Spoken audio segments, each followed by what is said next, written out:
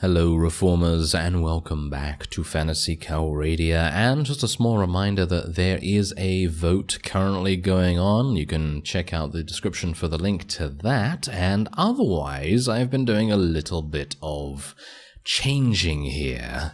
And one of those significant changes is the fact that I have remade Vederan, and he is now bathed in fire, because I decided to, well, shall we say, switch his deity selection up a little bit, and, well, now we are following the fire god, which is actually quite amazing, because it seems to me like the cleric has such a wide variety of different abilities to choose from, thanks to the deity selection. And that is pretty impressive, because it is vastly different from what we picked beforehand. So if we go into the Shadow Plane portal, hopefully I can show you. Alright, so you can see here Vederan already has a couple of magical items on. That's just because I thought, well, let's explore a little bit of the itemization that I might be able to use with a cleric. And I'm using the braid of nymph hair as my helmet, which increases my charisma a little bit. I thought, well, charisma's always good for a cleric, isn't it? Yes. So I decided to go with that, and then also I decided to go with a Mace of Disruption, which kills undead units in a single hit, as you can see here. So I literally don't even need Power Strike when obviously going up against some undead. But it needs to proc, obviously. It needs to proc, so you know, there is a little bit of a chance that it might not work. But anyway, I also have some mithril mail on, as you can see, which is making it very, very easy for me to move around a little bit. And I actually don't even know how I killed that shadow right now. But if you've seen the previous video of the cleric, then you will know, and you will have seen the various faith abilities that we had.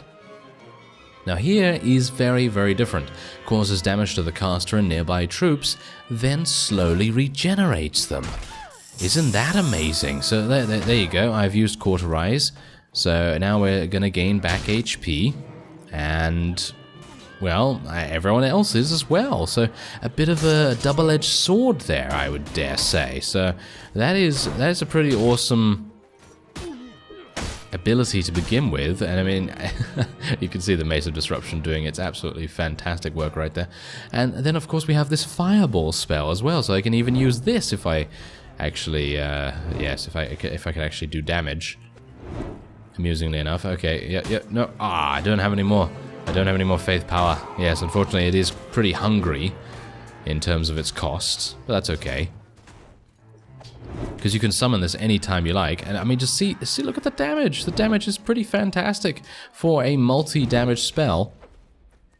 And, oh yeah, there we go. Take him out. And we do actually gain throwing proficiency by using that as well. So if you level up your proficiency, no doubt you're going to be a little bit more accurate as time goes on. And then, of course, we have Fire Burst here, which is vastly different from what we had previously. Creates a fiery explosion around the caster which damages nearby enemies. Range and damage are based on the faith skill. Now, we obviously have a huge amount of faith. I have about 8 in faith at the moment, so let's use Fire Burst here and see how much. What does it actually, did it actually do anything? Wow, okay, yes. It actually did a lot, as you can see. It did about 390 damage. What? 390 damage? That is crazy. That is very crazy indeed. Okay, so yeah, you can actually take a closer look at what I'm currently using. Using the mithril mail from the 4 ways in, the Mace of Disruption, and the Nymph's Hair Headband. I decided not to get anything else like the Healer's Ring, even though I could, I could get the Healer's Ring, because we're currently playing a cleric, and I personally feel like using the Healer's Ring is pretty powerful at the moment, and using it on a class that already has healing capabilities, probably a little bit overkill. But anyway, we're just going to leave here. I do have a couple of companions, but they're not necessarily the greatest. Now, we're going to explore a little bit more about the Blazing Hand units, because last time we didn't really do that. We took a brief look at some of the lower tier units. But this time around, we're actually going to be leveling some of these Crusaders and these Clerics up to their final stages, which are the Vanquisher and the Inquisitor respectively. So that is pretty awesome. I do have a huge amount of nuns, by the way, and 14 monks, so hopefully they're going to level up too. Now, I am a vassal already of the Blazing Hand. I decided to just skip that stage in the class showcase because, well, you know how it's done. You know, you just get a bunch of renown from doing tournaments and so on and so forth, and then you just join them, and that's how it's gone. Now, I do have 271 company size. There's a reason for that. I have 8 in leadership at the moment, and I also have a decent amount of renown. I have about 170. And then, on top of that, I am a vassal. So that is, of course, making a bit of a difference. So what I'm going to do real quick is just go to the Blazing Hand Temple, get another 10 units in terms of our recruits. And let's see if I can get a faith-based banner selection here as well. It's actually just been... well, I've just become a vassal, basically. So that's the reason why we're getting this banner right now. So let's see. Oh, that seems pretty good. Why not? Let's go with that. Seems pretty... you know, pretty awesome. Alright, so yes, now here's the main problem with fielding a massive army. You are going to suffer pretty greatly in terms of morale problems. But what we're going to be doing is we're going to be waging a one-man war against the Delthusum Empire. Because as soon as I take a fief, they are not able to take it back. So this is going to be pretty interesting. Of course, we do have the opportunity to... oh, hello there. These are Death Knights. Yes, I have a bad feeling about this. Even though we have a massive battle advantage of 43, the renown value is 24, which should demonstrate to you exactly how difficult this is going to be. Anyway, I'm going to make ourselves immune to fear effects because no doubt these guys are going to cast some kind of fear spell. Nearby allies, I need to cast a couple more bravery spells, I suppose. Oh, there they come. Alright, yeah, so I'm going to try and use Turn Undead as well, if I can. There we go, let's use it. Oh, it did some damage, but not enough. Not enough to kill them, you can see that.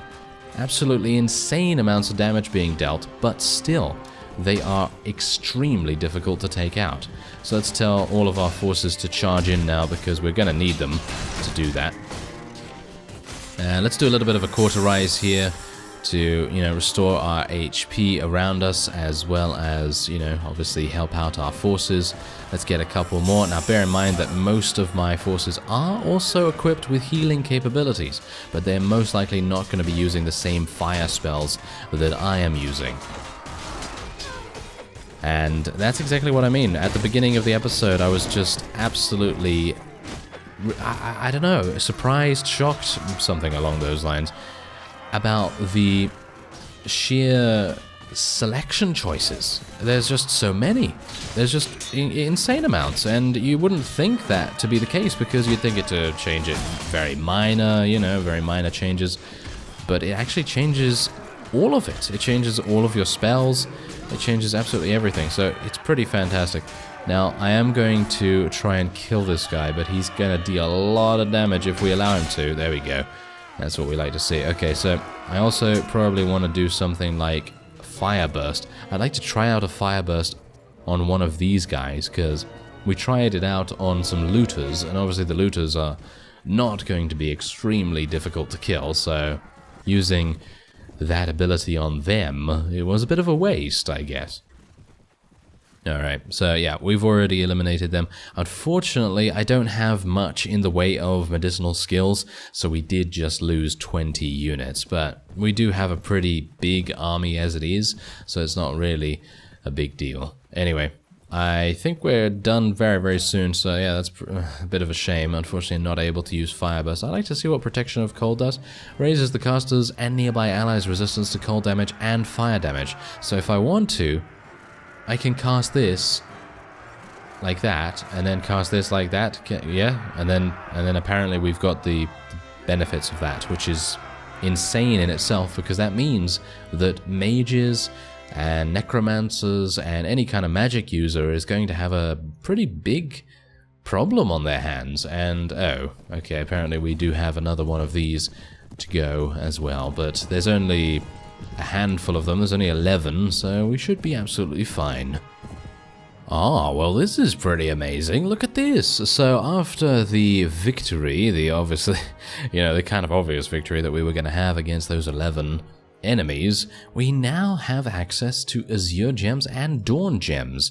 Now, there's obviously a very good reason why they are dropping these, because as a Necromancer, you need Dawn Gems and an Azure Gem and something else. I think you need one other gem and like 50,000 dinars or something along those lines to be able to become a Lich.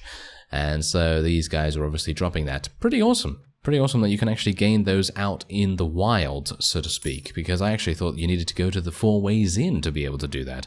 Anyway, we actually did level up in that previous fight, so what I'm going to do is I'm actually just going to level up our surgery and our wound treatment a little bit, and then we'll go on with that. Now, as you can see, I actually have only 2 in Power Strike, but I tried out Fire Burst against some of the enemies in that previous fight, and let me just say, I was able to do 200 damage to some skeletal warriors, I think. So take from that what you will, because maybe they're not necessarily the most powerful units ever, so maybe, maybe that was the reason why I was able to deal such a good amount of damage. But anyway, let's level up a couple more of our forces here. We're gonna need them. There's our first Blazing Hand Knight, and there's our Vanquishers. Do you see how heavily armored they are? Pretty crazy. And also, you just have to bear in mind that the weekly wages have been, shall we say, tweaked a little bit by the looks of things, because when I remember playing the Blazing Hand on Vederan before, the wages were absolutely out of this world, astronomically so. And now things are a little bit different. So, let's just take a quick look and see what they're actually all about. I mean, this guy being paid only 18 dinars, that's, wow, absolutely insane value for money. Now, bear in mind that the mod creator is actually going to be changing the Blazing Hand and the Cleric class and all that sort of thing towards the end of this week, and I think they're planning on making it better. So take from that what you will, because, well, so far I am actually finding a lot of enjoyment in this. And yeah, these are the Blazing Hand Inquisitors, of course. Now, they're going to be a little bit less good in terms of their combat prowess, but they're going to be much better when it comes to using their faith skills. So if you want some more healing, then the Blazing Hand Inquisitors are certainly the way to go. Anyway, we are right here, and there is one of our first enemies. Let's do this. Alright, I am Vederan, bathed in fire, and this guy, our warrant, oh yes, sure, apparently he knows us. Anyway, we're going to be attacking him straight away, and we're going to do as much damage as we can to his forces. Now, I don't necessarily need to be on this horse, so I'm probably going to be getting off relatively soon. How much? Oh, I have 38 cavalry. Oh, interesting, interesting. Okay, wow, that is quite unexpected. Amusingly enough, I did not realize just how many cavalry we actually had, but I guess I can just kind of buff everyone with some bravery right here, just to make sure everyone's gonna resist the fear effects, because no doubt the opponent is going to use some fear effects, that's for sure. Anyway, let's move our infantry a little bit up here. There are bones on the battlefield. Let us hope that our bones do not join them. Let us try a flanking maneuver, even though as a cleric I probably don't want to be leading the charge when it comes to flanking maneuvers, unless you are obviously some kind of battle cleric, which we are, well, obviously quite not with our very low power strike skill. But we don't need power strike, as I said, because of the wonderful disruption abilities. Now, we need to kill these necromancers as fast as possible, so let's just try and eliminate them. There we go. Oh, I don't even need power strike. They're just so incredibly lightly armored that it's very easy to eliminate them. Very nice. Okay, so they are scattering. Are they literally running away because we charged into them? Is their morale so incredibly low? Apparently it is. Apparently it is. Okay, so yeah, I'm just going to continue eliminating the Dark Mages, because they're going to be able to quite easily, with that event, gain a huge amount of, reinforcements if we allow this vassal to escape. So let's just eliminate them as quickly as we can. But you can see here that we don't even need our infantry. The cavalry are having an absolutely wonderful time and feasting upon the, well, I was going to say upon the upon the bones of our enemies. Oh, isn't that amusing, considering they are skeletons? So, bones, skeletons, yeah. So, yeah, and technically the Blazing Hand don't actually do that kind of thing. I mean, maybe they do ritual sacrifice and things like that, but I don't think they actually, gnaw on the bones of their enemies like, maybe the orcs might. Yeah, I think probably the orcs might do that. But yeah, that was a very easy fight indeed.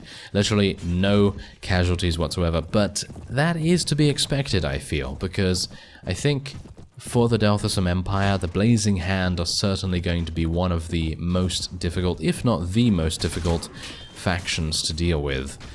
And it is, well, quite blatantly obvious that that is the case, because, I mean, we're fighting in the daytime as well.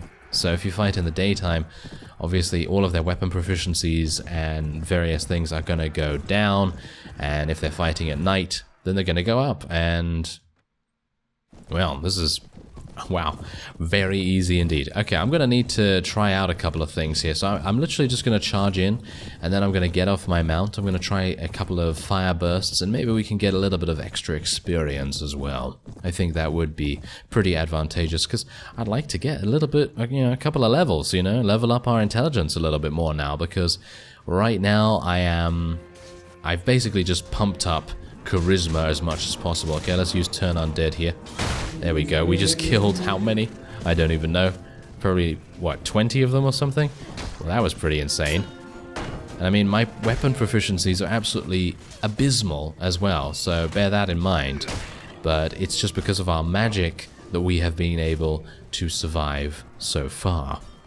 Because there are a number of shadow groups and skeletal small parties in the Blazing Hand territory. You can actually fight those and pretty easily win. You just have to, oh well, as you saw in the previous video, you just have to use turn undead or whatever that smell, yes, whatever that smell may be, because we're fighting the undead. Obviously they're not going to smell the sweetest things ever, but still, point is, using turn undead is going to make a massive difference to your experience gain, and it's going to make a massive difference to your army in general, because you're going to be able to win in, well, insurmountable odds kind of thing, because if you're outnumbered considerably, let's say you've just started and you've recruited your first 10 units, and then a group of shadows of like 20 plus try to attack you, then all you do is you get into a good enough position to use your turn undead. If you die, then it doesn't really matter too much, but as long as your forces are able to survive and win that battle, that's all that matters. But there you go, that was, oh, are you serious? I gotta say, I'm a bit weirded out by how the battle structures actually are. I have checked my settings, and there's nothing in there about reinforcement waves or anything like that, so it shouldn't technically make any difference, but never mind. Now, what we can also do is we can do this thing. We can run in, get off our mount immediately, and use this, and kill everything. Did you see that? Yes, they basically all got eliminated in one fell swoop. And no problems here. That is, look at that. Did I just kill like 35 of them? I think I killed 35 with one turn undead spell. So that's technically what you can do as well. If you're against undead, obviously, because this is basically the rock destroying scissors. So yeah, not Dwayne Johnson. Not Dwayne Johnson, but, actual rocks, stones. But yes, anyway, there you go. That is, I'm just going to send our guys to go and kill these last couple, because it doesn't really matter too much. But yeah, there you go. Alright, so I'm going to be taking some Dark Mages, Necromancer, and I guess some Mummy Cavalry as well. Seems pretty decent. Let's take a couple of pieces of loot, even though I do have 2 Weaverian Dyeworks, one in Kudan and one in Blazing Hand Temple. Now, you can see here the composition. What do they currently have? Well, they currently have 170 zombies, 93 skeletons, and then a sort of higgledy-piggledy mix of everything else, so we don't really need to worry about that too much. Thankfully, this is only a ladder castle. I was going to absolutely kick myself if it was turning out to be a siege tower of some kind, because I don't have very much in the way of engineering. I literally have 0. So let's head on in here and see what we can do. Now, obviously, I'm going to be buffing ourselves with bravery. We do not want fear effects to affect us. I mean, we might be killed by other things, so I'm going to try and actually use protection from cold and protection from fire as well. Who knows, maybe we'll have a couple of difficulties with that. But I think as long as our forces have their backs and support each other, we will be victorious, even if we are in a pretty massive outnumbered situation. But again, we're fighting during the day, so this should be relatively simple, but it really depends. I mean, how many enemies do they actually have? 67. 67 enemies. If I'm able to get to the top of this ladder and use my Turn Undead spell, you will see... Oh yes, you will see. Let's do it. Oh yeah, there we go. Okay, so now do bear in mind that Turn Undead does not work against the human allies of the undead, so we are going to need to, you know, smack them in the face the old-fashioned way. But that is really not going to make any difference whatsoever. You can see here that I basically killed about 40-45 units with Turn Undead. That is how powerful it is. And you can also do, well, basically everything else you want. I mean, you can get Fireball, you know, you can get some Fireballs going on here, and I think I'm hitting friendly troops. Yeah, I am hitting friendly troops here, which is not necessarily the greatest thing ever, but I just wanted to demonstrate it. Ah, maybe I can... Oh, look at that. Now that's cool. That is very cool. Look at how much damage we're able to deal, and the splash damage is the main reason why we're able to do anything, because my accuracy is absolutely awful. There we go. Well, not necessarily the greatest result, but I was able to eliminate a couple of them, so I suppose that's fine. What I would like to do, however, is maybe jump down here. What about my faith power? Is it going to be restoring itself a little bit? Yes, it is restoring itself just a little, and what I'm going to try and do is get in over here, use Fireburst. Okay, that didn't work for some reason. I don't know why that didn't work, but okay. Maybe I can do it again. Maybe that was too much. Maybe I was... maybe I dug too greedily and too deeply. Yes, that seems to be the case at the moment. Oh well, never mind. At least we're able to get a couple of disrupted kills. Oh, there's Fireburst. Okay, Fireburst is back. Maybe I need a little bit more faith power to be able to fully utilize it. Maybe that was a bit preemptive on my part. There we go. That's what I'm talking about. You see the damage? The damage is crazy. So yeah, I think I probably maybe take back my statement saying that Dralbo, our unarmed brawler, is the most overpowered character, because I don't know. Maybe this is. I mean, you can currently see how much damage we're able to deal, but bear in mind that even though Turn Undead only works against the undead, you have Fireburst, which works against, I would assume, everyone. So if you have at least, I don't know, 6, maybe 7 in faith, you will be doing a lot of damage, an absolutely huge amount of damage. So yeah, just take that into account. Bear in mind, however, that if you're going to use Cauterize, you do need to be a little bit preemptive with it, because obviously on the other deities, you're able to just heal yourself. Just heal yourself, you know, solid value heals, which is absolutely fine. But with Cauterize, it's a heal over time, and you do have to sacrifice some of your HP. So there is that to take into account. But there you go, a victory for us. We're going to have to eliminate the remaining units here, but I can use Turn Undead to eliminate them instantly, as you can see here. And oh, did you see that? It seems like the Mace of Disruption actually does proc on Turn Undead. That is pretty amazing in itself as well. But there you go. We're able to very easily eliminate these guys. And they actually have a couple of converted Blazing Hand. Interesting. Alright, so is there anything else here that I really want to take? Not really. Maybe a shield? I'll take this shield. Alright, we're going to request that this castle be awarded to us, even though the Delphasum Empire can't do anything about it. But yeah, we had some pretty massive fun, and I'm just happy that I re-rolled Vederan a little bit to get him the Fire God, because, well, suffice it to say, it is absolutely amazing. So there you go, that will be it for this class showcase. Let me know how you're doing with the votes, and what you'd like to see next. Yeah, I think that would be pretty cool. Anyway, I thank you very much for watching, and I will see you next time.